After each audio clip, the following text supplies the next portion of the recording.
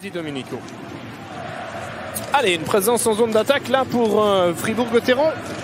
Motet, la passe au centre et le but de Marchand qui avait été libre de tout marquage, oublié à l'intérieur de l'enclave, et Fribourg-Gotteron qui ouvre le score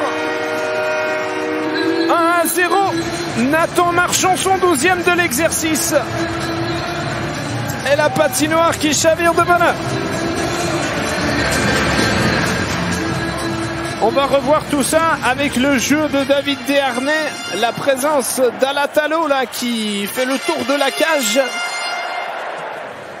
Ouais, positionnement à revoir là pour le défenseur luganais, tout comme le marquage au deuxième poteau là sur Nathan Marchand, qui, Fribourg ayant l'immense mérite d'être plus tranchant sur les phases offensives. Attention à cette possibilité, et l'égalisation elle tombe tout de suite avec Arcobello, alors que le public n'avait pas encore terminé ses réjouissances suite à l'ouverture du score de Fribourg-Gotteron. Eh bien, Marc Arcobello sur une contre-attaque, le capitaine tessinois qui d'un joli geste élimine le dernier rempart Reto Berra pour trouver l'égalisation. On va revoir, c'est une passe de quart pour Arcobello. Là il prend le dessus, c'était Joseph dans un premier temps, et puis alors la passe de Daniel Carr, elle est complètement magnifique. On va revoir sur ce deuxième ralenti, regardez la vision du jeu de Carr qui, en se retournant, sert au deuxième poteau Arcobello. Et là, 85% du but, il est à mettre au crédit de Daniel Carr avec ce geste magnifique, dont le contrat sera donc pas reconduit pour la saison prochaine.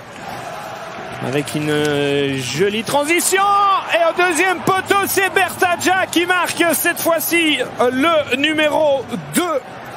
Il a été oublié sur une très belle passe de Guerra, me semble-t-il. On va revoir tout ça au ralenti, mais c'était très très bien joué pour Lugano.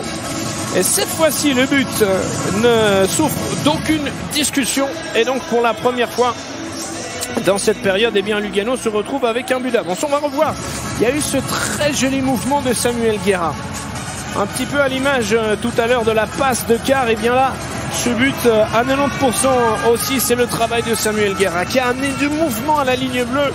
Il a amené la déstabilisation et ensuite il a eu la lutte dans cette période. Desharnais, l'accélération. Lugano très bien disposé défensivement. Ils sont là les 5. Positionnés très bas. Marchand a récupéré le puck plus vite que tout le monde et il glisse la rondelle au fond du but. Schlegel a manqué de réactivité en la circonstance, et voilà Fribourg-Gotteron comme contre Zurich, on en parlait à l'instant, qui trouve moyen dans un match difficile d'égaliser. De partout. L'accélération de Desharnais, les Tessinois étaient les 5 positionnés très bas, mais il y en a 2 qui se laissent aspirer par le puck. Ça, c'est une erreur. Regardez, ils sont là les 2. Leffel et son coéquipier. Du coup, plus personne n'est devant le but pour intervenir sur Marchand. Grosse erreur défensive tessinoise. Il n'y en a pas eu beaucoup, mais il en a suffi. On vient s'appuyer sur Gunderson. Ah, la passe n'est pas suffisamment précise, mais la rondelle qui arrive sur Desharnais. Et Fribourg-Gotteron qui s'offre le deuxième point sur ce but de Motet. Marqué en supériorité numérique dans cette nouvelle prolongation, gagnée comme lors du dernier match contre Lugano. Succès pour fêter Noël pour Fribourg-Gotteron avec son public et pour consolider encore un tant soit peu la première place du classement. Fribourg a gagné, mais Fribourg a souffert au cours de ce match contre Lugano.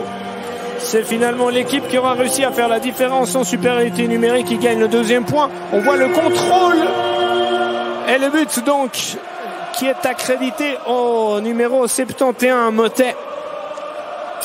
Il me semble pas que Desharnais dévie.